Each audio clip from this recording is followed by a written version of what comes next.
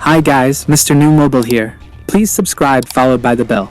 Korean giant Samsung remains dominant force in mobile phone market, mainly in the Android sector, where it is touted as trendsetter.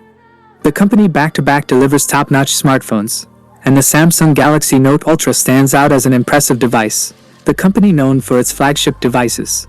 And Samsung Note 20 is also exceptional, known for its best hardware and notch-free software.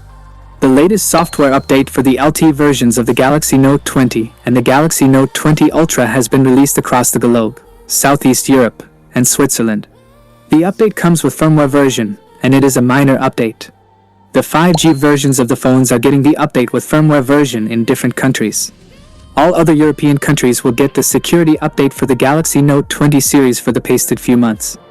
Amid the soaring inflation, the prices of its smartphones have been on the rise due to global inflation, even affecting older models like the Note 20 and Note 20 Ultra. Some of the country's government slapped various taxes on mobile phones, encompassing customs duties, sales tax, and withholding tax. These taxes are subject to fluctuations based on factors such as the smartphone's value and type. According to Samsung's documentation, the November 2023 security patch fixes 65 vulnerabilities in the previous software version. These fixes include the ones present in base Android and One UI software. These devices will keep getting new updates for 2 years and are not eligible for the Android 14-based One UI 6.0 update rolling out to more recent Galaxy flagships.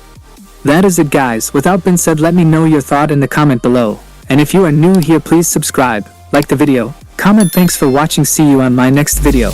Peace out.